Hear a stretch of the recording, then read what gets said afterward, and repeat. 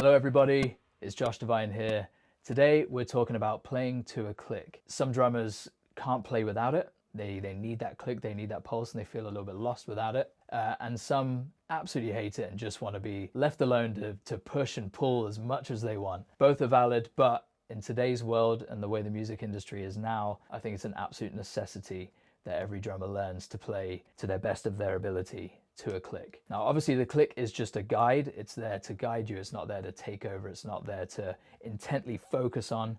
It's there to be your guide, like another human on stage, almost like a percussion player that's perfectly in time. It's not an enemy, it's a friend. And that's the way you have to treat a click track. It's not there to hinder you, it's there to help you.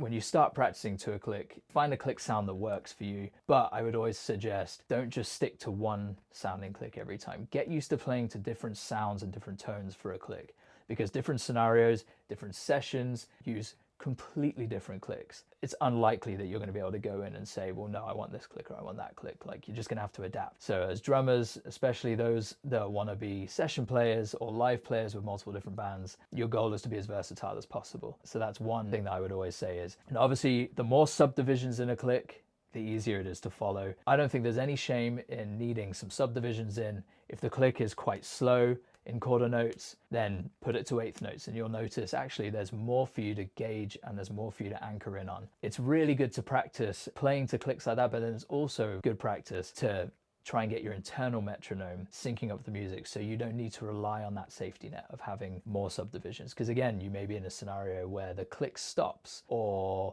they can't put subdivisions in, and you got to be able to get up there and go, cool, I got it, no worries. I also find for me it's essential that the click sits in the mix perfectly. If the click is way too loud, it dominates my whole mix. All I can think about and feel in my head is the click. So for me, my musicality goes out the window. I'm not focusing enough on what everyone else is doing. I'm focusing purely on my muscle memory of knowing the song, and I'm just following that click to stay as in as possible. Whereas I feel if you get the balance right, where the music and the click sit, where you can still hear the click as perfectly clear as you need to, but it becomes more of a feeling, more you can kind of get in the flow better with it. So you can almost just have that as your guide, where you start heading in that way and you're locked in, and then you're able to focus on the music. And these are really good things to practice. That's why practicing to just a metronome by itself is amazing. So I would always find playing to rap, grime, electronic music, pop music, anything that is gridded, I would always find the programmed drums were like a click track. It was like just a loop that was just perfectly gridded, so I could just slot straight in and play on top of it, play around it, play whatever it was, and that was my guide. That also helps you to develop your musicality, especially when you're listening to the whole music. So one of the key things that I've learned in my time is breathing. Now, I know I say about it a lot, but breathing is so essential, in not just in life, obviously you'll die if you stop breathing, but in keeping your heart rate down and keeping relaxed. Now when a click kicks in, if you're holding your breath, if you're trying to breathe in time with the click, if you're just not trying to stay as relaxed and as focused as possible, you'll notice that your heart rate will spike and you'll naturally start to speed up. So when you're trying to stay tight, you'll naturally be pushing. So the best thing you can do is try and breathe as slowly as possible, but be comfortable with it, and to try and keep that heart rate down. I've had it before where I've stepped out on stage, my adrenaline's pumping super high, I'm breathing really heavily, I'm excited, I'm ready for this. I get up there and I'm ready for that click to kick in, and I know that song is just... But because my heart rate's so spiked, my adrenaline spiked, when I hear the click, it sounds something like this. And you freak out and you go, why is this so slow? So you start pushing because you're thinking this should be faster. I'm used to this faster. If there's any footage of it, you'll listen back and realize, no, it was the right speed. I was just really crazy pushing. And that's all your heart rate, that's your adrenaline. So we try and stay as relaxed as possible. Obviously, the way we can practice playing to a click can be when we're doing warm-ups, or if we're just practicing rudiments, whether that's on a pad, whether that's around a kit, even whether that's just tapping with your hands on your lap. It's really, really good practice to stick the metronome on and just play to it. Get used to hearing that natural pulse and getting your internal metronome and your internal rhythm in sync with this. And then obviously getting behind the kit, putting a metronome on or putting a song on, or both. There's a ton of videos on YouTube that have drumless songs with a click track, so you can just practice getting in, staying musical, but also just keeping as tight to that click as possible. So some ways to practice playing to a click, but also to work on your musicality with it too. Set your click, whatever desired speed you want, and just trying to sit and bury the click. And what I mean by that is you're sitting on top of the click, so every note that you're playing on top of one of those click hits masks that click. You know you are bang on, as tight as can be when you can't hear the click. I found for me personally, if I just play ever so slightly behind the click, I'm talking like a millifraction behind the click, just enough that it feels a little more relaxed, is when I find that I feel the tightest I can be. I also feel like that's a really good starting point rather than going too fast. I always feel like being ever so slightly behind is better than being ever so slightly in front. With anything, all you have to do is spend the hours doing it. If you put the time in, you'll get the rewards. So now we're going to get behind the kit. We're going to play 3 examples. The first example is going to be playing on the click. The second example is going to be playing just behind the click, not pulling it back too far, but just a fraction behind. And the third is going to be playing a fraction in front of the click to try and push that tempo. The key thing with these is to stay relaxed, keep your breathing nice and slow, and just get into the rhythm of that click. Once that click is ingrained into you, that's when you can play around and have some fun with it. But it's really, really good just to sit with a simple groove and try and get as close to that click as you can. Try and get as tight as possible. So this is an example of playing on the click.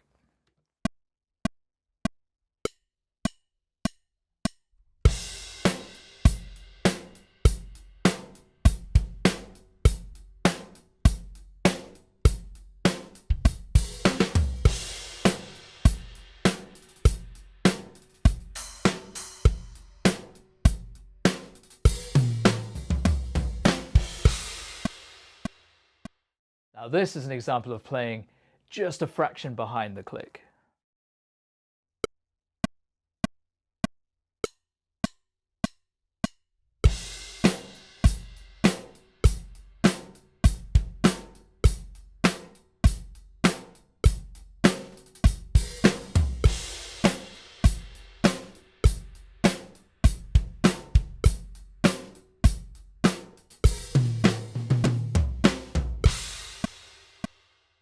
So for that example, I almost relax into it. I almost feel like my posture changes slightly even. You just kind of get into that groove where you're just behind. Again, the key to this is just staying nice and calm and relaxed and just focusing on getting your internal metronome there.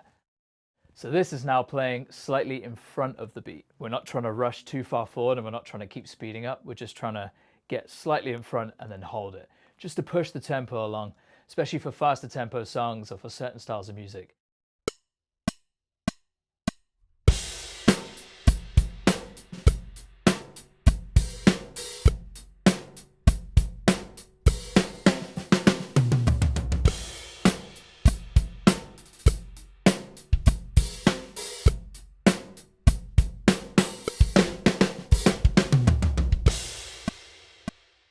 So for this exercise, we're going to put the tempo at 80 BPM. We're going to be playing just single strokes. It's just going to be right, left, the whole way. And we're going to start with quarter notes into 8th notes into 16th notes. The only difference is, for the first time round, it's going to be our right hand on the snare. Our left hand will be playing nothing. And then for the second time round, it will be swapped. So the right hand starts on nothing. The left hand, the sticking still stays the same, but the right hand will be on nothing and the left hand will be on the snare. It's going to sound a little something like this.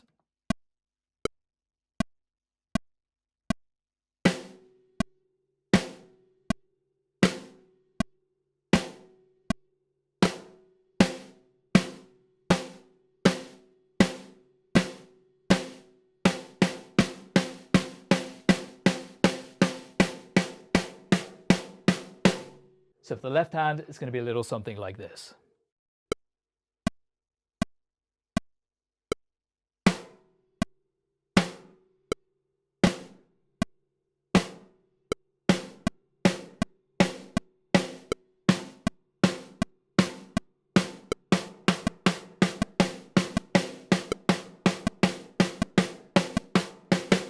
So what that does is that gets your brain working. Your right hand's going to be on the beat. Your left hand's going to be off of the beat. So your timing has to work really, really well. Then you can start it again and start the whole exercise on your left hand, and then your right hand will be off the beat.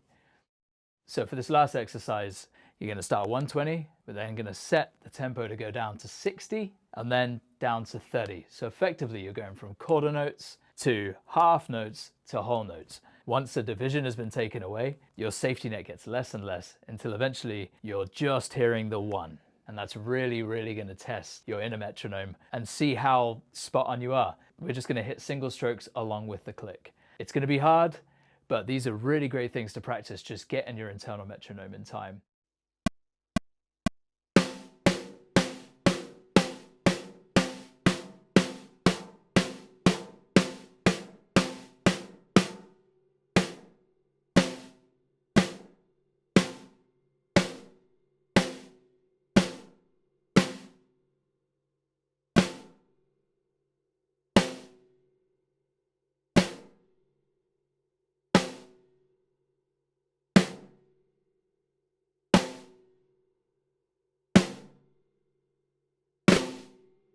So there's a few exercises and a couple of challenges.